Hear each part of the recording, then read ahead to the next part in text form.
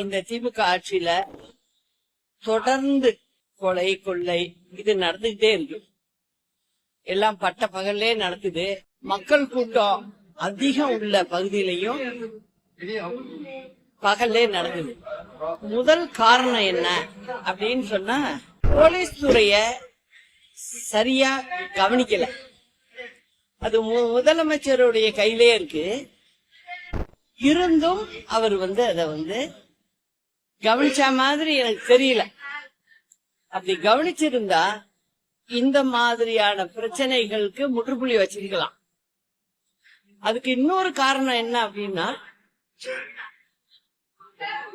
Police station இருக்கட்டும், இதுல எல்லாம் அவங்க சரியான போலீஸ் டிபார்ட்மெண்ட் ஆட்களை நியமிக்கிறது இல்ல. எல்லா ரெக்கமெண்டேஷன் சிபாரிசு அந்த மாதிரி போறது ஒரு முக்கிய காரணமா நான் நினைக்கிறேன். அம்மாவுடைய ஆட்சியில அந்த மாதிரி இருக்காது.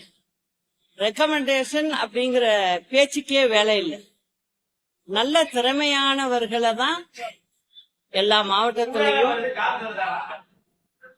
காவல்துறையில பணிக்கு அமர்த்தப்பட்டாங்க. அதனாலதான் எல்லாம் கட்டுக்குள்ள இருந்துச்சு.